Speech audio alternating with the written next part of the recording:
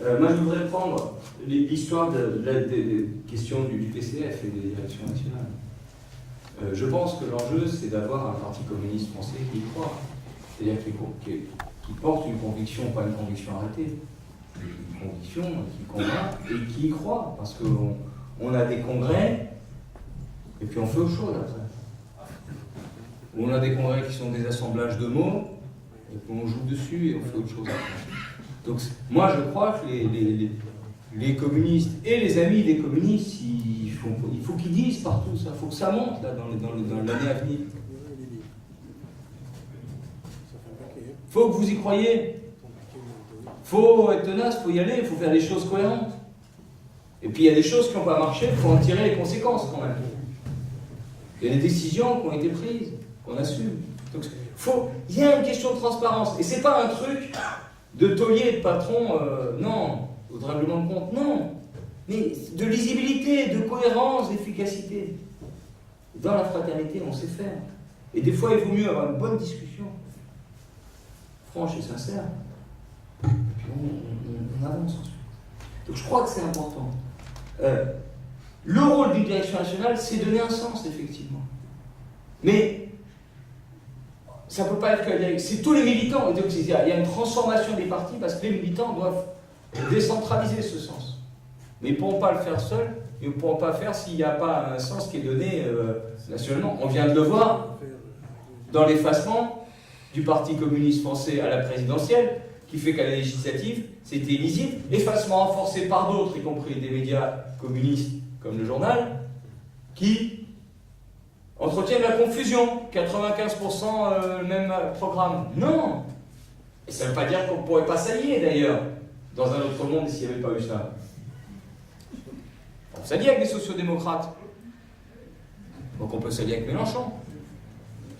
Mais ce n'est pas 95% du programme qui est d'accord. Nous avons fait un programme en commun, si j'ose dire, lorsque c'était 2012. Et là, en 2017, il s'appelait en commun les deux, mais il y avait pas de travail pour le commun. Refus de discussion. Campagne autonome. C'est ma femme qui m'avait convaincu que c'était n'importe quoi à l'époque communiste. Ça ne veut rien dire. Si je sais, je ne vais pas le dire comme ça. Troisièmement, il y a la question des congrès. Du congrès du Parti communiste français. C'est une question, à mon avis, qui n'est pas une question de boutique.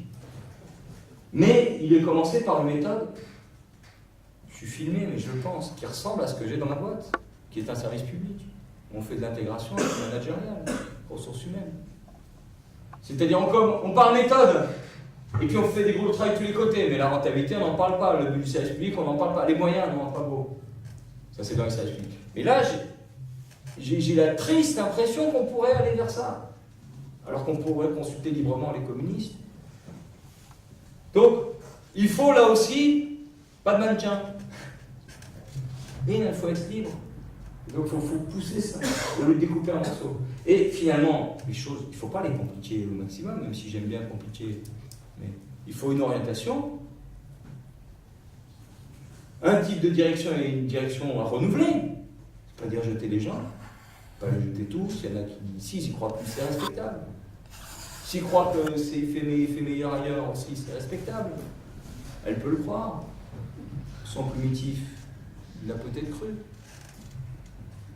Et puis, orientation, direction. Et campagne, des campagnes. Tout le monde le dit. Des campagnes durables. Mais durable, ça veut dire qui évolue, qu'on adapte en fonction du terrain, mais qu'on continue, qu'on creuse, qu'on développe, et qu'on développe avec des actions. C'est pas campagne, juste on parle dans le désert. Et jusqu'au bout, là, ça peut faire très loin comme la chanson, jusqu'au bout. Mais qu'on pousse, et qui part de la colère, bien sûr. Mais j'ai dit, moi, on part des affects pour aller vers le rationnel, et pas des affects pour renfermer dans les affects. C'est ça la différence. Bien sûr, on est avec des êtres humains. Moi, je vais dire que j'ai pas d'affect. Bon. Et c'est tous comme ça. On l'exprime différemment, mais c'est tous comme ça. Il y a un sentiment d'injustice, révolte, volonté d'égalité, un affect dans la fraternité, tout ça. Mais pour aller vers le rationnel, et c'est la maîtrise, c'est d'ailleurs un processus d'hominisation de l'homme et de civilisation. Le premier édito de Jaurès pour l'humain, il dit que je l'appelle l'humanité, parce que l'humanité reste à advenir, un peu truc comme ça, et c'est un processus d'humain dans l'homme à développer toujours. C'est ça. Donc on prend ça dans Jaurès. Même si on a des discussions avec Jaurès, on prend ce grand héritage. Donc, alors bien sûr, une façon de présenter, tu as raison de dire, n'utilisons pas radicalité sans en ressentir quand même la portée. Je prends ce que tu dis, je l'entends comme ça. C'est pas ce que tu as dit, mais moi je l'entends comme ça. Moi j'insiste sur la radicalité avec vous, mes camarades, pour bien voir la portée et le sens. Et je pense qu'il faut bien percevoir la radicalité, mais il faut la faire percevoir suivant les gens auxquels on s'adresse. Lorsqu'au Conseil économique, social et environnemental, je gagne une majorité largement absolue, en fait, il n'y a que le MEDEF qui a voté contre, et la CFDT s'est abstenue. Bon, ça va, je les ai isolés, ils avaient fait la majorité avant. C'était pas mal. Et il y a des gens du MEDEF, de la CFDT qui sont venus me voir après pour me dire qu'eux, ils auraient peut-être pensé qu'il aurait fallu qu'il y ait une autre décision. Bon, je filme. Et voilà, parce que c'est des syndicalistes, la CFDT. D'ailleurs, ils font un faux procès si tu dis le truc. C'est des syndicalistes, ils pourraient. Et ils sont pas. Mais je n'ai pas dit on va faire la révolution, machin, etc. Non. Et pourtant, ils vont voter des choses que moi je pense radicales, eux ils ne pensent peut-être pas radicales. Peut-être qu'ils ont raison, mais je pense que si on les fait, en tout cas, ça changera beaucoup de choses. Et même d'ailleurs, je poursuis, quand j'ai dit il faut changer de paradigme, changer de logiciel, j'ai essayé de trouver des formes. Ah non, tu mets pas ça parce que ça c'est la révolution. Ok, je ne mets pas. C'était le mec de la CDT, j'ai pris, hein, voilà, comme dans les combats, le mec tu te dis tu. Donc, mais il faut quand même voir l'élément profondément nouveau. Et puis, préparer les gens aussi au fait que si on fait ça, on va rencontrer des obstacles. Parce que c'est radical. Si j'ose te dire entre toi et moi, personne n'est que toi. Tu vois, non mais, donc c'est une chose compliquée à tisser, tu as raison, mais je n'ai pas tort. Et tu n'as pas tort. Sur l'argent, je vais continuer les choses intelligentes de Denis par un autre bout. Bon, d'abord l'argent, pour vous aider, il y a l'argent des banques, l'argent des profits, l'épargne, et puis les fonds publics. 4. Et la fraude. Non, mais la fraude, c'est soit des profits qui sont fraudés, soit... Bon, 4. 4 types. Après, ils ont des fonctions différentes et des circuits différents. 4. Tu parles des fonds de pension. On peut en parler pour les investissements immobiliers comme pour dans les entreprises. Ces fonds de pension, c'est du capital pur, c'est-à-dire du capital qui cherche son pognon. Derrière, il peut y avoir des salariés, mais ils n'ont plus la main en réalité. Fonds de pension, et dans les groupes, c'est la même chose aussi.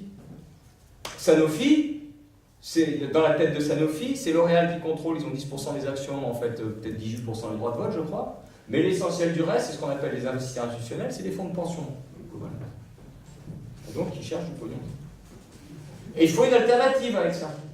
Est-ce qu'on va convaincre les fonds de pension de faire autrement? On va les dénoncer en jouant sur les affects. Mais on va dire, nous, on peut amener autre chose. Et c'est là où les banques interviennent. C'est un autre type d'argent. C'est ça ce qu'il veut dire, Denis. Les fonds de pension, la finance, c'est des titres. Tout est réduit à du papier qui va se valoriser lui-même de façon autonome par rapport à l'entreprise. Et je vais chercher plus de pognon. Et ça va sur les marchés. La banque, l'argent bancaire, c'est du crédit, l'argent nouveau que je crée, je mets et institutionnellement on va discuter, on se met d'accord, comment on fait, on suit. Création monétaire, suivi, institution, et donc nouveau pouvoir. Et donc c'est pour contrer les fonds de pension. C'est une alternative aux fonds de pension, au marché financier, les banques. C'est ça. Et on est légitime parce que c'est notre argent. Qu'est-ce qui est les dépôts des banques? C'est essentiellement, ouais, il y a un peu, c'est essentiellement les ressources du monde du travail, c'est-à-dire argent des retraités, argent des salariés. Il faut qu'on présente comme ça aussi, il faut qu'on s'outille. Bien sûr, il y a les impôts là-dedans, etc. Quand je dis les banques, c'est fondamental comme levier, mais bien sûr, il y a les pouvoirs dans les entreprises. Évasion fiscale. Nous avons gagné au CESE, je valorise puisque j'y suis, Conseil économique, social et environnemental, mais quand même, avec un accord, y compris des scouts, des jeunes, oui, parce qu'il y a les scouts, hein, c'est une question d'importeur, les jeunes chrétiens, grosso modo, et puis de tous les syndicats, avec certains auxiliants, toujours bien. L'idée que, contre l'évasion fiscale, il faut que les salariés aient des pouvoirs de droit d'information sur les prix de transfert, pouvoir de décision, et ou, c'est comme ça qu'on le dit à un moment, de décision sur le montant des prix de transfert, sur la localisation des brevets, la localisation des marques. Parce que c'est comme ça qu'on fait l'évasion fiscale. On localise un truc à un endroit et on crée un tuyau. Et parce que l'évasion fiscale légale, c'est celle-là qui est massive en réalité. Donc on met un point, on localise des brevets, et puis après on met des royalties et ça pompe tout. Ou on fait un emprunt, et puis ça pompe tout. Information, voire droit de décision, y compris sur les brevets et les connaissances, parce que ça appartient aux salariés. Donc c'est des pouvoirs nouveaux. Et on emmène là-dessus, même si je pense que c'est radical, mais c'est en réalité une radicalité qui correspond à la nouveauté radicale de la société. Et à un affect précis. Et un affect précis et un vécu. Au-delà encore d'affect, le vécu, c'est les deux.